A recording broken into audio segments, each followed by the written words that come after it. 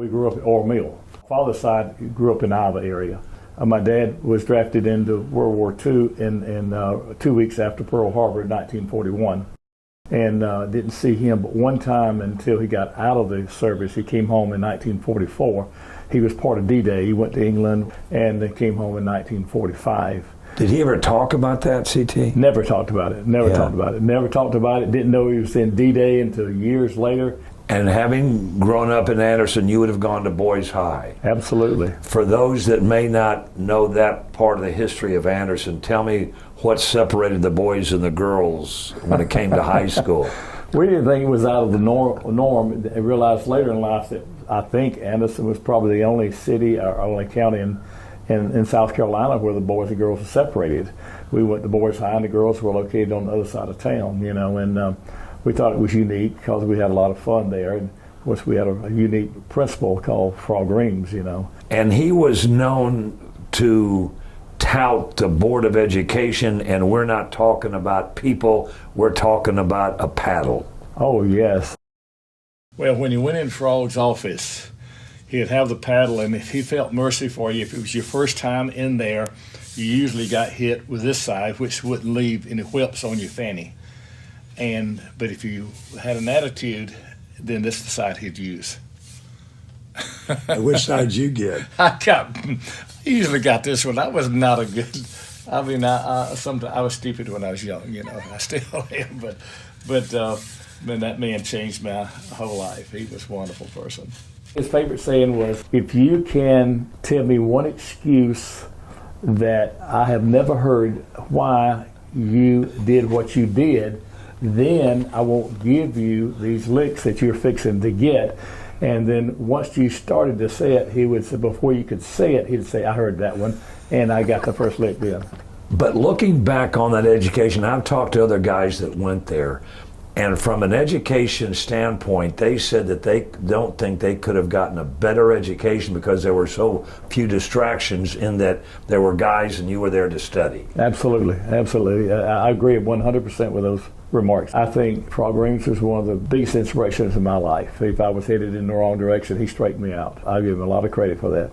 What did you do after graduation? Went straight into the Air Force. In 1958, I had a good buddy that went into the Air Force with me, and we went and shipped off to San Antonio, Texas. And if there's one thing the military taught me, I love the military. I wouldn't want to make a career out of it, but it taught me one thing, that no one loves you but family. Mm-hmm. Absolutely no one loves you but family. You're only a number, in the military, and you're judged strictly on written tests. That's how you get promotions, and I wasn't very good in doing written tests, so I didn't do very well in that area, but I enjoyed it, and it taught me a lot. And when you came home, what did you do? Went straight back to work with the vending company. Which was? Anderson Vendomatic. My two brothers and I helped start that in 1954, and the Cannon family was the primary owner of the business, and there's Ross Anderson was another stockholder, large stockholder of that company, and Ross and the Cannon family and my brother Doug and Irving, we all worked at Anderson Vendomatic. And in 1964, that company was sold to Metco Enterprises. And then I stayed there until 1980 and started this business. And Metco was located on North Main Street in downtown. 2705 North Main Street. And was here for years. Absolutely. I always wanted to have my own business, but I got comfortable, so to speak, and I waited until I was 40 years old to start this business, but I always wanted to do it my way. And the only way that you ever can do it your way, there's only two ways. You can either work for someone that believes the same way you believe, and you may be able to get it to do it your way, but the other way is to start your own business, and it's not for everybody. That's for sure. You started from scratch. How much land did you initially buy out here in the Hopewell community? 13 acres. And put up one building? One building. Well, no building. Started underneath the house. Yeah, we were underneath the house for years, and then we already had one building out back because I used to race cars, and I had a race car building, so to speak. And first building was in that building. You got into racing how? Really, just enjoyed fast cars. It wasn't the fast cars. I like the acceleration 0 to 60. I'm all about how fast it'll go 0 to 60. And you took that garage and put Coca-Cola cans in it. That's right. It started the first vending operation for me. Did you have to sell yourself to your clients? How did you go about getting that first set of people to deliver to? I started this business the last year of Jimmy Carter's being president in 1980, and Ronald Reagan took over in January 20th, 1981. And we had the deepest recession of my lifetime at that time. And plants were laying off people. Large plants were becoming small plants. And the one thing that everyone told me, it's the worst time to start a business, but it turned out for me to be the best time.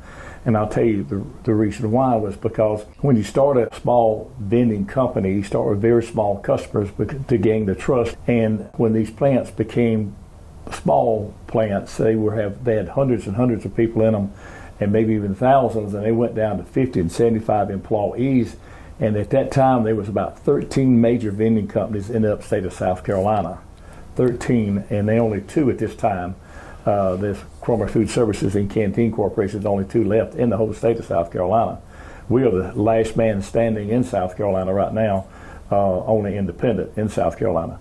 Well, in 1981, these plants, the large food service companies would remove their equipment because they only had like 50 employees, 30 employees.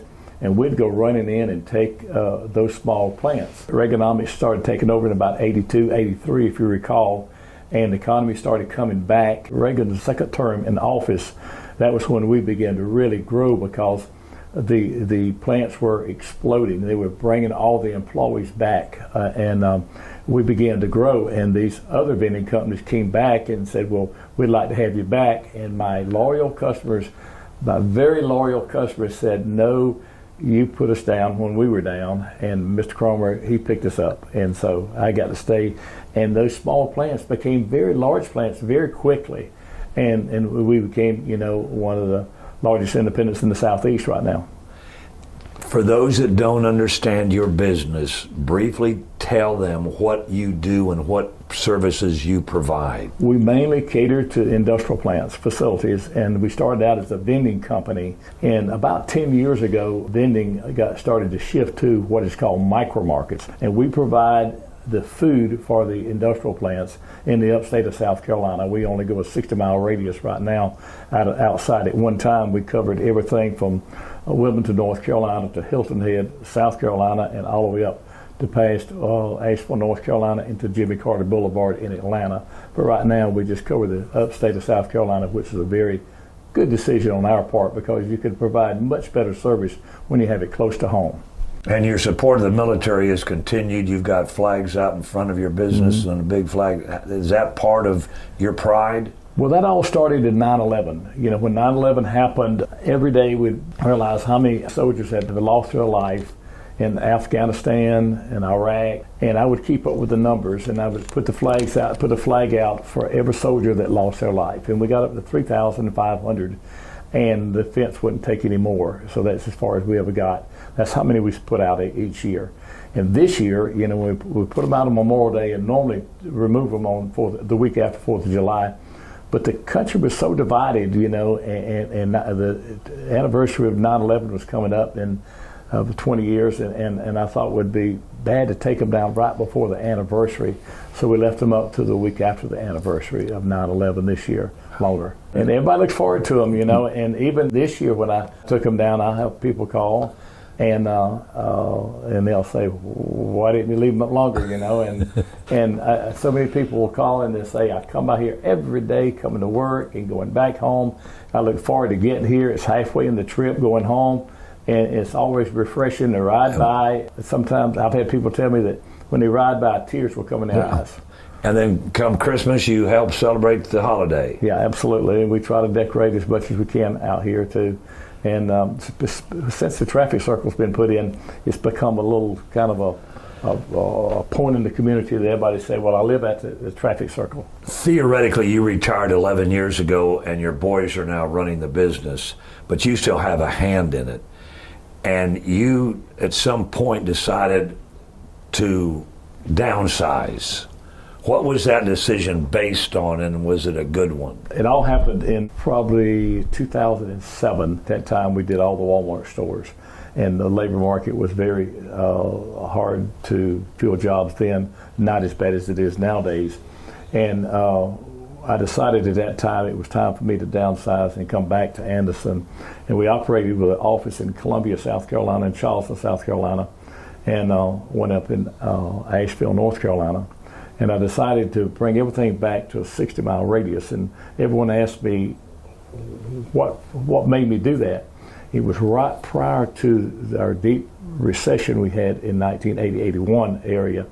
And it was the same things. I see the same thing happening today that was happening in those days. When you provide industrial food services inside the industrial plants, when 3 or 4 people get laid off for a reason, it doesn't. You don't see it in that day.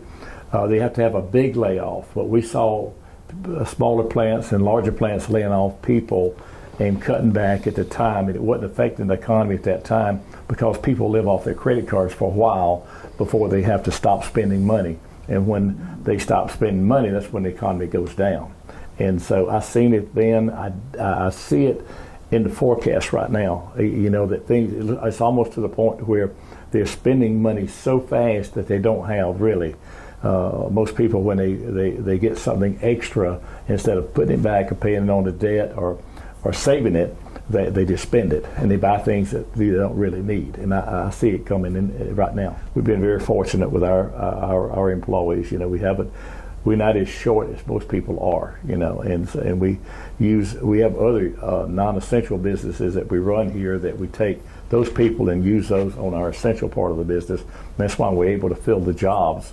We can shut down the grounds maintenance. We can shut down the refurbishing department, the vehicle maintenance department, and contract those things out where most people don't have those kind of departments, and we move those people over to the essential part of the business. And that's how we've been able to do it very well. We have approximately 500 industrial plants. Within an hour of this plant. Mm-hmm.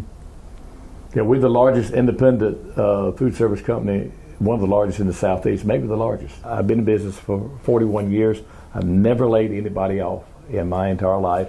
I don't believe in a layoff. I have never, ever had anybody hurt out here except a cut finger or a sprained back in 41 years.